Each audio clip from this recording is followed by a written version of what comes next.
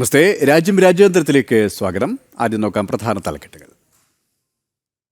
News headlines brought to you by Happy Jacks. Happy keeps everybody happy. ട്രംപിനെതിരെ നിലപാട് ഘടിപ്പിച്ച് നരേന്ദ്രമോദി. ഭാരതത്തിന്റെ കുതിപ്പ് സാമ്പത്തിക സ്വാർത്ഥത ഉയർത്തിയ വെല്ലുവിളികൾ മറികടന്ന് ലോകത്തിന് വിശ്വാസം ഭാരതത്തെ എന്ന പ്രധാനമന്ത്രി. സെമി കണ്ടക്ടറുകൾ, ഡിജിറ്റൽ രത്നങ്ങൾ, വിവിധ വികസന പദ്ധതികൾക്ക് തുടക്കമിടാൻ പ്രധാനമന്ത്രി മണിപ്പൂരിലേക്ക് നിർണായക സന്ദർശനം ഈ മാസം 13-ന്.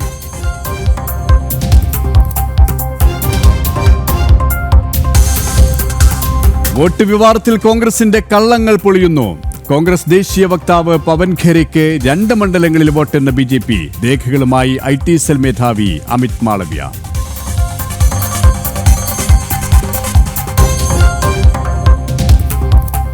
ഡൽഹി കലാപ ഗൂഢാലോചന കേസിൽ ഉമർ ഖാലിദിന് തിരിച്ചടി. ഖാലിദടക്കം 9 പ്രതികളുടെ ജാമ്യാപേക്ഷ തള്ളി ഡൽഹി ഹൈക്കോടതി. പ്രതികൾ രാജ്യത്തെ ആഗോള സമൂഹത്തിന് മുന്നിൽ നാണം കെടുത്തിയെന്ന് കേന്ദ്ര സർക്കാർ.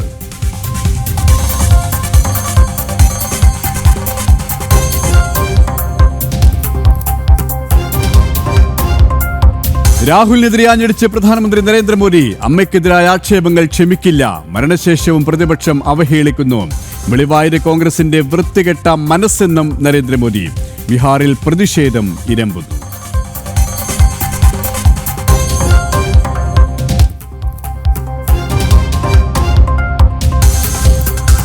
ഓസ്ട്രേലിയൻ 2020 കുപ്പായത്തിൽ നിന്ന് മിച്ചൽ സ്റ്റാർക്കില്ല. വിരമിക്കൽ പ്രഖ്യാപിച്ച് ഇതിഹാസ ബൗളർ.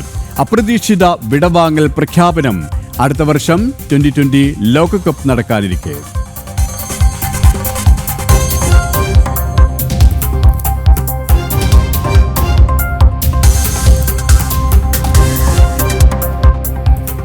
വിശദമായ വാർത്തയിലേക്ക്. 2020 ഡൽഹി കലാപ ഗൂഢാലോചന കേസിലെ പ്രതികൾക്ക് ജാമ്യമില്ല. ഉമർ ഖാലിദിനും ഷർജീൽ ഇമാമിനും മറ്റ് 8 പേർക്കും ഡൽഹി ഹൈക്കോടതി ജാമ്യം നിഷേധിച്ചു.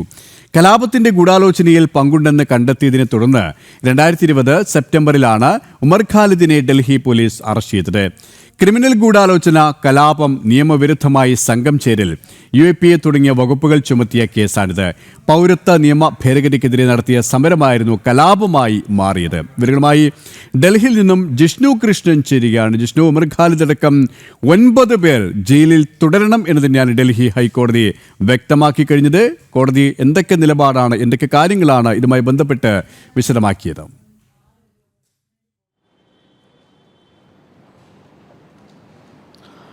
KP 2020 ഡൽഹി കലാപത്തിന്റെ ഗൂഢാലോചനയുമായി ബന്ധപ്പെട്ട കേസിലാണ് ഷർജിൽ ഇമാമും ഉമർ ഖാലിദും ഉൾപ്പെടെ 9 പ്രതികളുടെ ജാമ്യാപേക്ഷ ഡൽഹി ഹൈക്കോടതി തള്ളിയിട്ടുള്ളത്. കേസിൽ വിചാരണ കോടതി ജാമ്യം നൽകുന്നില്ല എന്ന് ചൂണ്ടിക്കാണിച്ചുകൊണ്ടായിരുന്നു പ്രതികൾ ഹൈക്കോടതിയിലെത്തിയത്. എന്നാൽ ഹൈക്കോടതിയിൽ ഡൽഹി പോലീസ് അന്വേഷണ സംഘം പ്രതികളുടെ ജാമ്യത്തെ രൂക്ഷമായി എതിർക്കുകയും 2020 കലാപം വഷളാക്കുന്നതിനും കലാപത്തിന് ആഹ്വാനം ചെയ്യുന്നതിനും ഷർജിൽ ഇമാമും ഉമർ ഖാലിദും ഉൾപ്പെടെയുള്ളവരുടെ പങ്ക് കോടതിയിൽ വ്യക്തമാക്കിയിട്ടുണ്ട്. റിപ്പോർട്ട് വിചാരണ കോടതിയിൽ സമർപ്പിച്ചു. അതുകൊണ്ട് ഒരു കാരണവശാലും പ്രതികൾക്ക് ജാമ്യം നൽകരുത് എന്ന വാദമാണ് അന്വേഷണ സംഘം മുൻപോട്ട് വെച്ചത്. അതുകൊണ്ട് തന്നെ പോലീസിന്റെ വാദം അംഗീകരിച്ചുകൊണ്ടും കൂടാതെ വിചാരണ കോടതി നടപടി ശരിവെച്ചുകൊണ്ടുമാണ് ഉമർ ഖാലിദും ഷർജിൽ ഇമാമും ഉൾപ്പെടെ 9 പ്രതികളുടെ ജാമ്യാപേക്ഷ ഡൽഹി ഹൈക്കോടതി തള്ളിയിട്ടുള്ളത്. 2020 കേന്ദ്ര സർക്കാർ കൊണ്ടുവന്നിട്ടുള്ള പൗരത്വ നിയമ ഭേദഗതി അത് രാജ്യത്തിനകത്തുള്ള ഭാരതത്തിനകത്തുള്ള മുസ്ലിമുകളുടെ പൗരത്വം നഷ്ടപ്പെടുത്തുമെന്നും അവരെ രാജ്യത്തു നിന്ന് പുറത്താക്കുമെന്നുമുള്ള വ്യാജ പ്രചരണം നടത്തിക്കൊണ്ട് ഭാരതത്തിനകത്ത് കലാപത്തിന്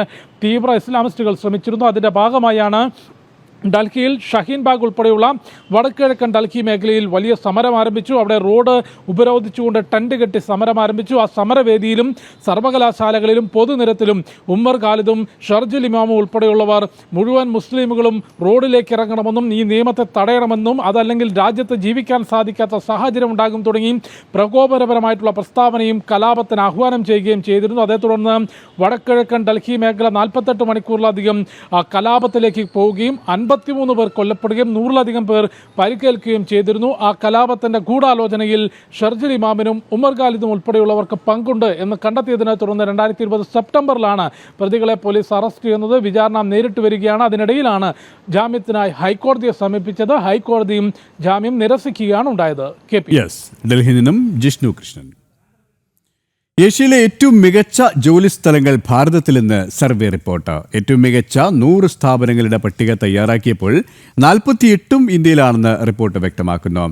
ഗ്രേറ്റ് പ്ലേസ് ടു വർക്ക് നടത്തിയ ആഗോള സർവേയിലാണ് മികച്ച സ്ഥാപനങ്ങൾ ഉറപ്പാക്കുന്ന രാജ്യങ്ങളിൽ ഭാരതം ഒന്നാമതായത്. ജോലിസ്ഥലത്തെ സംസ്കാരത്തെക്കുറിച്ച് ഗ്രേറ്റ് പ്ലേസ് ടു വർക്ക് നടത്തിയ പഠന റിപ്പോർട്ടിലാണ് ഭാരതത്തിന്റെ തൊഴിൽ സംസ്കാരം ശ്ലാഘനീയമെന്ന് ചൂണ്ടിക്കാട്ടുന്നത്. 2025 കണക്കനുസരിച്ച് മറ്റ് തൊഴിലിടങ്ങളെ അപേക്ഷിച്ച് രാജ്യത്തെ ജോലിസ്ഥലങ്ങളിൽ മെച്ചപ്പെട്ട അനുഭവങ്ങൾ ലഭിച്ച ജീവനക്കാരുടെ എണ്ണം വളരെ കൂടുതലാണ്. മികച്ച അന്തരീക്ഷം ഉറപ്പാക്കി കമ്പനികൾ ജീവനക്കാരിൽ ഉയർന്ന വിശ്വാസം വളർത്തിയെടുക്കുന്നുവെന്നാണ് പഠനം അഭിപ്രായപ്പെടുന്നത്. സമൂഹത്തെ ശാക്തീകരിക്കുന്നതിനും രാഷ്ട്രത്തെ സമ്പന്നമാക്കുന്നതിനും മികച്ച തൊഴിൽ സംസ്കാരം സഹായിക്കുന്നു. നൊവാട്ടിസ്, ഷ്നീഡർ ഇലക്ട്രിക്, എറിക്സൺ, വിസ, നിവിഡിയ എന്നീ കമ്പനികളാണ് ബൃഹത്തായ വിഭാഗത്തിൽ പട്ടികയിൽ മുന്നിലുള്ളത്. 3.2 ദശലക്ഷത്തിലധികം വ്യക്തിഗത പ്രതികരണങ്ങൾ തേടിയാണ് ഡേറ്റ തയ്യാറാക്കിയത്. 7.5 ദശലക്ഷം ജീവനക്കാരുടെ അനുഭവങ്ങളും പ്രതിനിധീകരിക്കുന്നുണ്ട് ഈ റിപ്പോർട്ട്. പ്രായലിംഗ വംശഭേദമന്യേ മികച്ച തൊഴിലിടം ലഭിക്കുന്നുവെന്നാണ് രാജ്യത്തെ 93% പേർ അഭിപ്രായപ്പെട്ടത്. ന്യൂസ് ഡെസ്ക് ജനം. ബഹിരാകാശ കാലാവസ്ഥാ നിരീക്ഷണത്തിൽ നിർണായകമാണ് ആദിത്യ L1. ഭാരതീയ അന്തരീക്ഷ സ്റ്റേഷനും ഗഗൻയാൻ പദ്ധതിക്കും നിർണായകമാണ് ഇത്തരം വിവരങ്ങൾ. ഭാവി ദൗത്യങ്ങളിൽ നിർണായകമായ ബഹിരാകാശ കാലാവസ്ഥാ മുന്നറിയിപ്പിനുള്ള കാതലായ വിവരങ്ങൾ ഭാരതത്തിന്റെ സൗരദൗത്യം ലഭ്യമാക്കുമെന്ന് IIST vice chancellor Dipankar Banerjee Janam ടിവിയോട് പറഞ്ഞു. സൗരവാദങ്ങളുമായി ബന്ധപ്പെട്ടതാണ് ബഹിരാകാശ കാലാവസ്ഥ നിലനിൽക്കുന്നത്. സൗരവാദങ്ങളും സോളാർ സ്റ്റോമുകളും വലിയ വെല്ലുവിളി ബഹിരാകാശ ദൗത്യങ്ങൾക്ക് നേരെ ഉയർത്തും. ഇത്തരം സന്ദർഭങ്ങളെ മുൻകൂട്ടി കാണാനുള്ള വിവരങ്ങൾ ആദിത്യ L1 നിന്നും ലഭിക്കുമെന്ന Indian Institute of Space Science and Technology vice chancellor Dipankar Banerjee Janam ടിവിയോട് പറഞ്ഞു. That is essentially to predict whether there is a solar storm going to be in the space, because you are so much dependent on space. You have all these satellites which can get damaged, your communication systems get damaged, your ionospheric conditions get disturbed by this solar storm. So your even ground communication which uses the ionosphere for connecting from one part of the globe to the other part of the globe, that will get affected. Suppose you want to travel to space, at that time if there is a solar storm, you are directly impacted. So your space station Gaganyatri, if wants to do some manual repair work around our own Bharatiya Antariksha Station, BAS, that time we need to know whether there is going to be a solar storm, because if there is a solar storm, it's not safe to be moving around in empty space. So there are many such applications which I think in future going to be even more important for the space weather prediction. ഭാവിയിലെ ബഹിരാകാശ ദൗത്യങ്ങളിലും നിർണായകമാണ് Aditya L1 എന്നും അദ്ദേഹം പറഞ്ഞു. ജനം ടിവിക്ക് അനുവദിച്ച പ്രത്യേക അഭിമുഖത്തിലാണ് ദീപാങ്കർ ബാനർജി ഇക്കാര്യങ്ങൾ വ്യക്തമാക്കിയത്. സയൻസ് ഡെസ്ക് ജനം. രാഷ്ട്രപതിയുടെ റഫറൻസിൽ നിർണായക നിരീക്ഷണവുമായി സുപ്രീം കോടതി. ബില്ലുകളിൽ തീരുമാനമെടുക്കുന്നതിന് ഗവർണർക്കും രാഷ്ട്രപതിക്കും സമയപരിധി നിശ്ചയിക്കാനാകില്ലെന്ന് സുപ്രീം കോടതിയുടെ വാക്കാലുള്ള നിരീക്ഷണം. സമയപരിധി നിശ്ചയിക്കുന്നത് ഭരണഘടനാ ഭേദഗതി കോടതി നടത്തുന്നതിന് തുല്യമാകുമെന്നും കോടതി. വിവരങ്ങളുമായി ജിഷ്ണു കൃഷ്ണൻ ചേരുകയാണ്. ജിഷ്ണു, ഇത് സംബന്ധിച്ച് കോടതിയുടെ നിരീക്ഷണങ്ങൾ ഏത് തരത്തിലാണ്? ഗവർണർക്കും രാഷ്ട്രപതിക്കും ബില്ലുകളിൽ ഗവർണർക്കും രാഷ്ട്രപതിക്കും സമയപരിധി നിശ്ചയിച്ച വിധിയിന്മേൽ രാഷ്ട്രപതിയുടെ ഭാഗത്തുനിന്ന് ഭരണഘടനയുടെ പ്രത്യേക അധികാരം ഉപയോഗിച്ചുകൊണ്ടായിരുന്നു 14 പ്രധാനപ്പെട്ട ചോദ്യങ്ങൾ സുപ്രീം കോടതിക്ക് മുൻപിലേക്ക് വെച്ചത്. അതാണിപ്പോൾ സുപ്രീം കോടതിയുടെ ഭരണഘടനാ ബെഞ്ച്, ചീഫ് ജസ്റ്റിസ് അധ്യക്ഷനായിട്ടുള്ള ഭരണഘടനാ ബെഞ്ച് പരിശോധിക്കുന്നത്. ആ കേസിൽ വാദം നടക്കവെയാണ് നിർണായകമായിട്ടുള്ള നിരീക്ഷണം സുപ്രീം കോടതി നടത്തിയത്. ഗവർണർക്കും രാഷ്ട്രപതിക്കും ബില്ലുകളിൽ സമയമെടുക്കുന്നതിന് സമയപരിധി നിശ്ചയിക്കാനാകില്ല എന്നുള്ള വാക്കാലുള്ള പരാമർശമാണ് കോടതി നടത്തിയിട്ടുള്ളത്. ബില്ലുകളിൽ തീരുമാനമെടുക്കുന്നത് വൈകുന്ന ചില സംഭവങ്ങൾ ഉണ്ടാകുന്നുണ്ട്. അത്തരം സംഭവങ്ങളിൽ കോടതിയെ സമീപിക്കാനുള്ള അവകാശമുണ്ട്. അതിനപ്പുറത്തേക്ക് ആ സംഭവങ്ങളുടെ പേരിൽ ഗവർണർക്കും രാഷ്ട്രപതിക്കും ഉള്ള അധികാരത്തിന്മേൽ സമയപരിധി നിശ്ചയിക്കാനാകില്ല എന്ന നിർണായകമായ നിരീക്ഷണം കോടതി നടത്തിയിട്ടുണ്ട്. നേരത്തെ തമിഴ്നാട് സർക്കാർ നൽകിയിട്ടുള്ള ഹർജിയിന്മേലായിരുന്നു ബില്ലുകളിൽ തീരുമാനമെടുക്കുന്നതിന് ഗവർണർക്കും രാഷ്ട്രപതിക്കും സുപ്രീം കോടതി സമയപരിധി നിശ്ചയിച്ചത്. എന്നാൽ ഭരണഘടനയുടെ പ്രത്യേക അവകാശം ഉപയോഗിച്ചുകൊണ്ട് രാഷ്ട്രപതി കോടതിയിൽ റഫറൻസ് നൽകുകയും ഭരണഘടന നൽകാത്ത അല്ലെങ്കിൽ ഭരണഘടന നിർദ്ദേശിക്കാത്ത സമയപരിധി ഗവർണർക്കും രാഷ്ട്രപതിക്കും കോടതി വിധിയിലൂടെ നടപ്പാക്കാൻ സാധിക്കുമോ എന്നതുൾപ്പെടെ പ്രധാനപ്പെട്ട ചോദ്യങ്ങൾ രാഷ്ട്രപതി ചോദിച്ചിരുന്നു. ആ റഫറൻസ് നിലനിൽക്കുമോ എന്ന് സംബന്ധിച്ചാണ് ചീഫ് ജസ്റ്റിസ് അധ്യക്ഷനായിട്ടുള്ള ഭരണഘടനാ ബെഞ്ചിന്മേൽ വാദം നടക്കുന്നത്. കേരള തമിഴ്നാട് സർക്കാരുകൾ രാഷ്ട്രപതിയുടെ റഫറൻസ് നിയമപരമായി നിലനിൽക്കില്ല എന്ന വാദമാണ് കോടതിയിൽ ഉന്നയിച്ചത്. എന്നാൽ ഭരണഘടനാ സ്ഥാനവുമായി ബന്ധപ്പെട്ട വിഷയമാണെന്നും വിശദമായിട്ടുള്ള പരിശോധന വേണമെന്നും ഗവർണർക്കും രാഷ്ട്രപതിക്കുമെല്ലാം കൃത്യമായിട്ടുള്ള അധികാരങ്ങളും നിർദ്ദേശങ്ങളും ഭരണഘടന നൽകുന്നുണ്ട്. അതിൽ ഭേദഗതി ചെയ്യാൻ മറ്റൊരു ഭരണഘടനാ സ്ഥാപനത്തിന് സാധ്യമല്ല തുടങ്ങിയിട്ടുള്ള വാദങ്ങൾ സോളിസിറ്റർ ജനറലിന്റെ ഭാഗത്തു നിന്നും കോടതിയിൽ ഉന്നയിച്ചിരുന്നു. അതിനിടയിലാണ് ഗവർണർക്കും രാഷ്ട്രപതിക്കും ബില്ലുകളിൽ തീരുമാനമെടുക്കുന്നതിന് സമയപരിധി നിശ്ചയിക്കാനാകില്ല എന്നൊരു വാക്കാലുള്ള പരാമർശം സുപ്രീം കോടതിയുടെ ഭാഗത്തുനിന്നുണ്ടായത്. ശരി. അമേരിക്കൻ പ്രസിഡന്റ് ഡൊണാൾഡ് ട്രംപിനെതിരെ നിലപാട് കടുപ്പിച്ച് നരേന്ദ്രമോദി. സാമ്പത്തിക സ്വാർത്ഥത ഉയർത്തിയ വെല്ലുവിളികൾ മറികടന്നാണ് ഭാരതത്തിന്റെ കുതിപ്പ്. ലോകത്തിന് വിശ്വാസം ഇന്ന് ഭാരതത്തിലാണ് ലോകത്തിന്റെ സെമി കണ്ടക്ടർ ഭാവി. സെമി കണ്ടക്ടറുകൾ ഡിജിറ്റൽ രത്നങ്ങളാണ്. ഈ രംഗത്ത് ഭാരതത്തെ ഉടൻ സ്വയം പര്യാപ്തമാക്കുമെന്നും പ്രധാനമന്ത്രി കൂട്ടിച്ചേർത്തു. साथियों, कुछ दिन पहले ही इस साल के पहले क्वार्टर के जीडीपी नंबर आए हैं. एक बार फिर भारत ने हर उम्मीद, हर अपेक्षा, हर आकलन से भी बेहतर प्रदर्शन किया है. एक तरफ जब दुनिया भर की इकोनॉमी में चिंताएं हैं, आर्थिक स्वार्थ से पैदा हुई चुनौतियां हैं, उस माहौल में भारत ने 7.8% की ग्रोथ हासिल करके दिखाई है.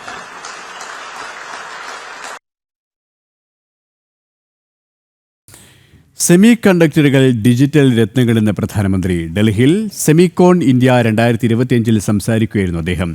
രാജ്യത്തിന്റെ സാമ്പത്തിക രംഗത്തെ കുതിപ്പിലും പ്രധാനമന്ത്രി ആത്മവിശ്വാസം രേഖപ്പെടുത്തി. ആഗോള സാമ്പത്തിക രംഗം ആശങ്കയിലാകുന്ന സാഹചര്യങ്ങളിലാണ് ഭാരതം 7.8% വളർച്ച നേടുന്നതെന്ന് പ്രധാനമന്ത്രി പറഞ്ഞു. ലോകം ഭാരതത്തെ വിശ്വസിക്കുന്നു.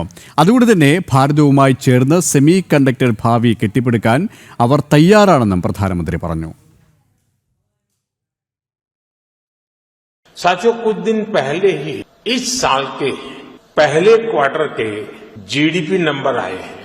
एक बार फिर भारत ने हर उम्मीद, हर अपेक्षा, हर आकलन से भी बेहतर प्रदर्शन किया है.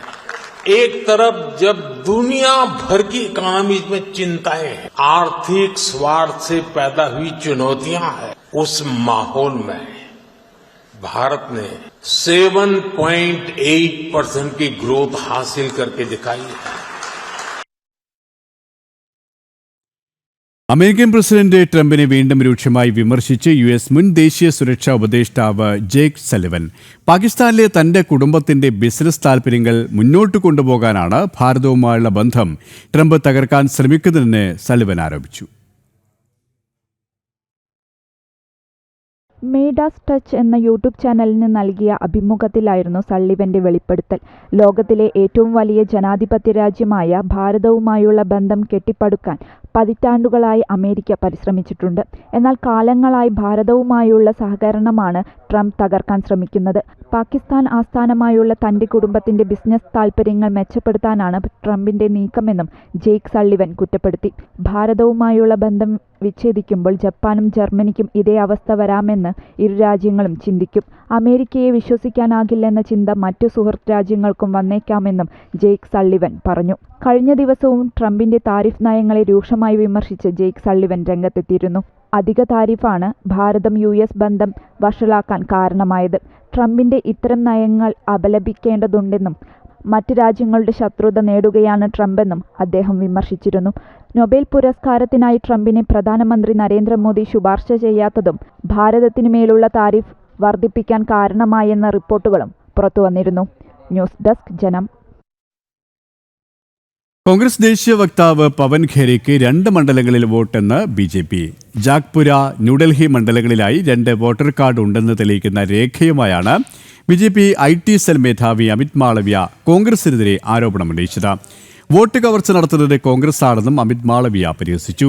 എന്നാൽ ന്യൂഡൽഹി മണ്ഡലത്തിൽ തന്റെ പേരിൽ വോട്ട് ചെയ്തത് ആരാണെന്ന് തെരഞ്ഞെടുപ്പ് കമ്മീഷൻ കണ്ടെത്തണമെന്ന് പവൻ ഖേര പ്രതികരിച്ചു.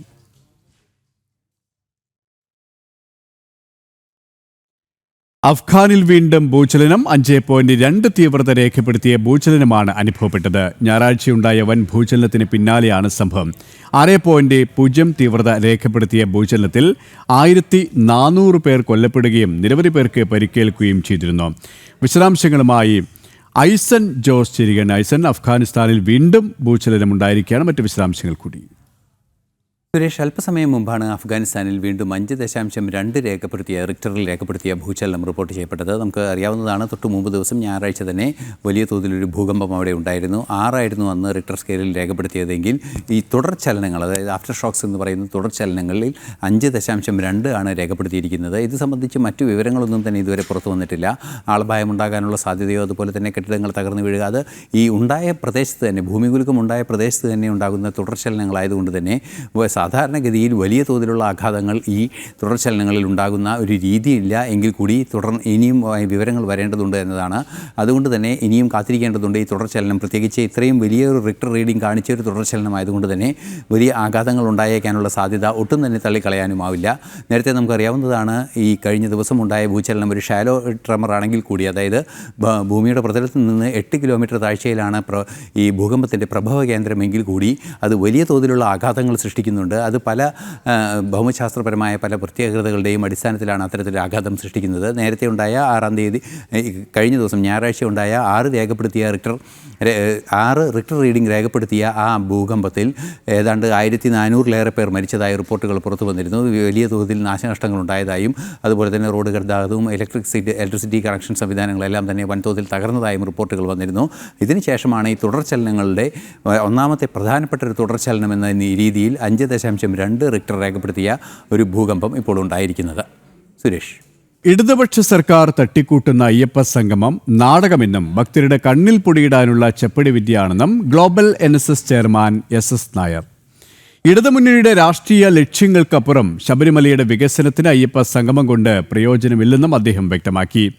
ശബരിമലയുടെ വികസനമാണ് സർക്കാർ ആഗ്രഹിക്കുന്നതെങ്കിൽ സത്യാനന്ദ സരസ്വതി സ്വാമികൾ തയ്യാറാക്കി നൽകിയ ശബരിമല മാസ്റ്റർ പ്ലാൻ പദ്ധതി നടപ്പാക്കാൻ തയ്യാറാകണമെന്നും ഗ്ലോബൽ NSS ചെയർമാൻ ആവശ്യപ്പെട്ടു.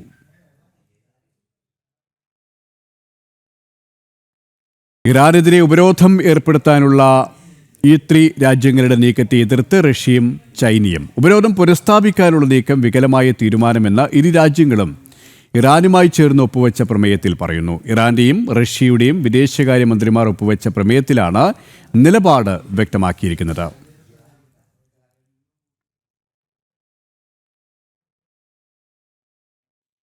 ദ്വിദിന സന്ദർശനത്തിനായി ജർമ്മൻ വിദേശകാര്യമന്ത്രി ജോഹാൻ വഡേ ഭാരതത്തിലെത്തി. ബാംഗ്ലൂരു വിമാനത്താവളത്തിൽ വിമാനമിറങ്ങിയ അദ്ദേഹം ഇൻഡോ പസഫിക്കിലെ നിർണായക പങ്കാളിയെന്നാണ് രാജ്യത്തെ വിശേഷിപ്പിച്ചത്. രാഷ്ട്രീയ, സാമ്പത്തിക, സാംസ്കാരിക മേഖലകളിൽ ഇരു രാജ്യങ്ങളും തമ്മിലുള്ള സഹകരണം കൂടുതൽ മെച്ചപ്പെടുത്തുമെന്നും വരഫിൾ വ്യക്തമാക്കി. കേന്ദ്ര വ്യവസായ മന്ത്രി പീയൂഷ് ഗോയൽ, വിദേശകാര്യമന്ത്രി S ജയശങ്കർ എന്നിവരുമായി ചർച്ച നടത്തും.